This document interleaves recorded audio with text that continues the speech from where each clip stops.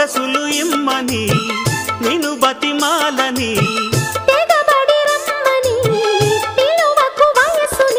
అదిరిపడే పెదవులలో అనుమతినే చదవని బెదురు ఎంతసేపని ఎవరున్నారని